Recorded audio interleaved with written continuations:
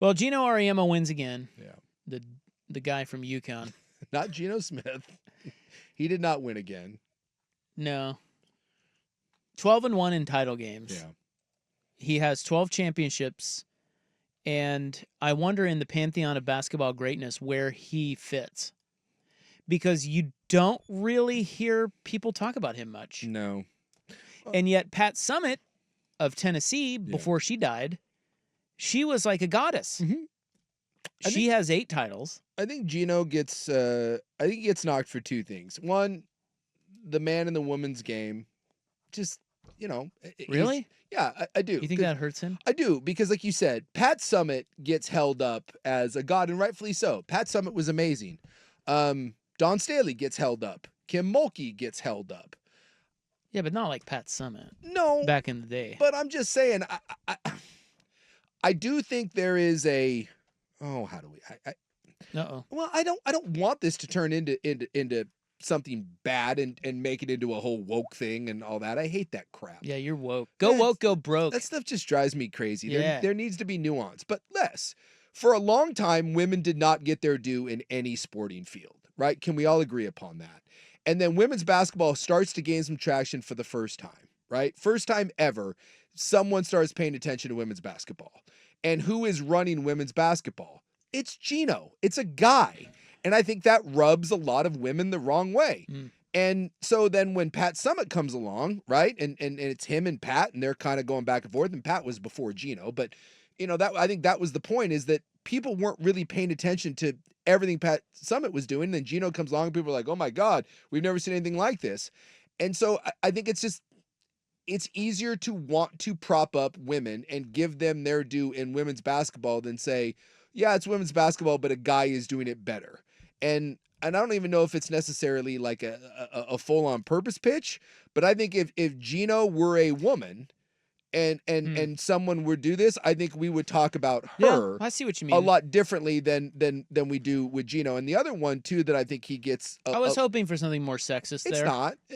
I would hope not. From you. And the other one too that I think he gets a little bit of. And he even said it this time. They beat someone by like 70 points at the beginning of the tournament this year. UConn beat someone by just, you look it up. I mean, it was ridiculous. And he has pointed this out several times. He said the gap in our game is much greater than the gap in the men's game. Well, yeah. So when Geno and Pat had it rolling in Tennessee, they got everybody. There was like 2 to 3 teams that legitimately could compete. And on the men's side of things, there was a lot. So I think some people look at what Geno and Pat Summitt did in women's basketball and be like, yeah, it's great, but it's not the same as what Coach K or Roy Williams or Bill Self or one of the Bob Knight were doing, because the competition pool was so deep in the men's game.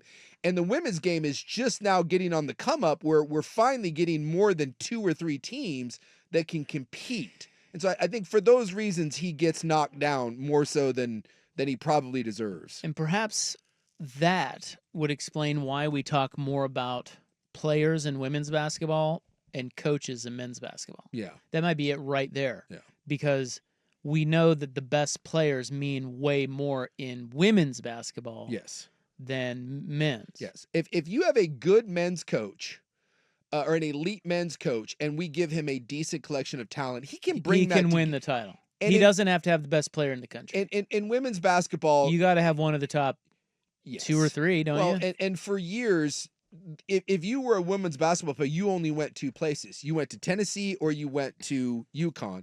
And I mean, look at those UConn teams. They're stupid good. And they won multiple titles, and now you're starting to disperse it, where you get some people that went to Baylor, and then they went to, Notre Dame, and they'll go to LSU, and then South Carolina rose up, and you've seen it spread out a little bit. Now, Iowa had a little bit of a rise there, and then Juju out to USC. It's becoming a little bit more like the men's game. The other one I'll make to this is you've heard of Ronda Rousey, right? Oh yeah. So whatever Ronda happened Rousey, to her? Yeah, when she came into the UFC, dude, she was the baddest woman on the planet.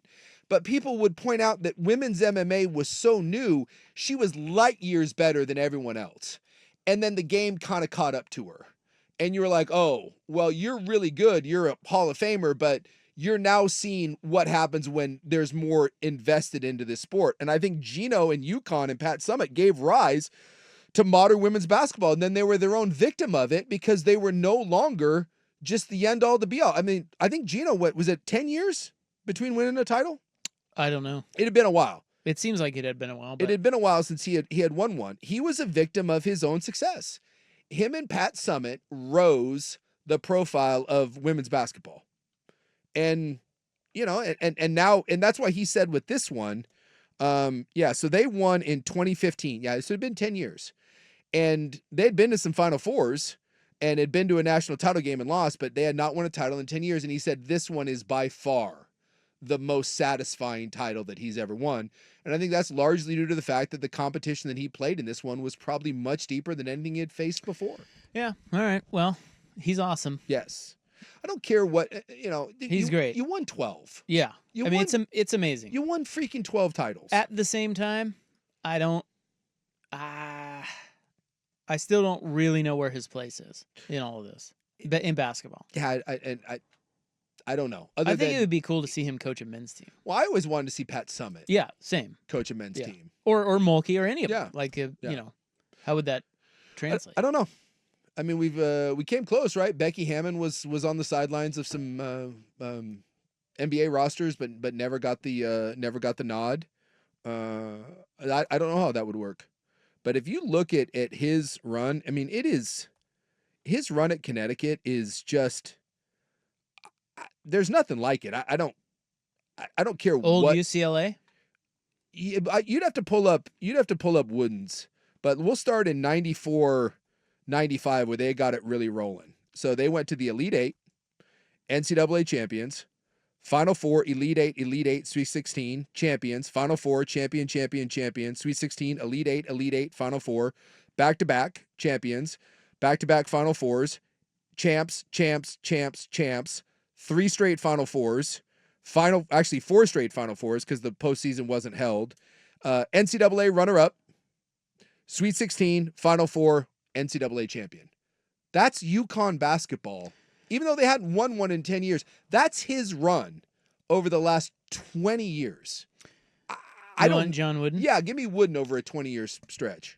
I don't know if I can. He wasn't there 20 years. He well, wasn't actually, there. he was. He was there. He didn't do much his first, 12 years there. Yeah. But he's starting in 1962. Mm-hmm. Final Four, Sweet 16, champs, Final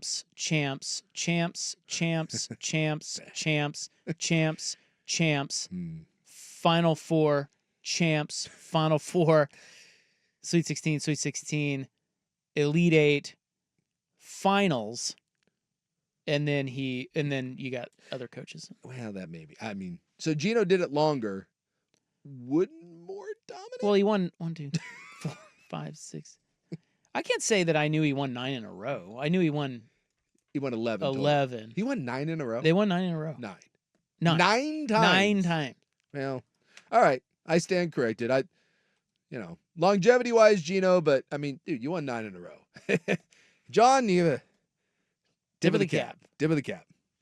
I do love, too, because of all the pyramid of success, and Wooden is held up as, like, this, obviously, like, the grandfather of all sports, but at the same time, he ran the dirtiest program in the NCAA. They had that one booster that was paying like abortions for players, and they were just running a racket. Like everyone, he's just like one of the dirtiest programs ever. But no one will talk about it. You're not allowed to bring it up. He only won 10. He only won 10? Yeah. He never won the 11th. Well, then who won the 11th? Because Geno just broke the record with 12. What a loser. Who won the 11th? Because I thought Geno just broke the record with 12. Well, they won with Jim Herrick, but that was years later. Yeah, it wouldn't be him. That'd be one coach. Yeah, Wooden only won 10.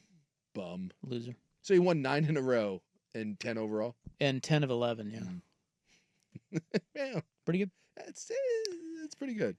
Pretty good.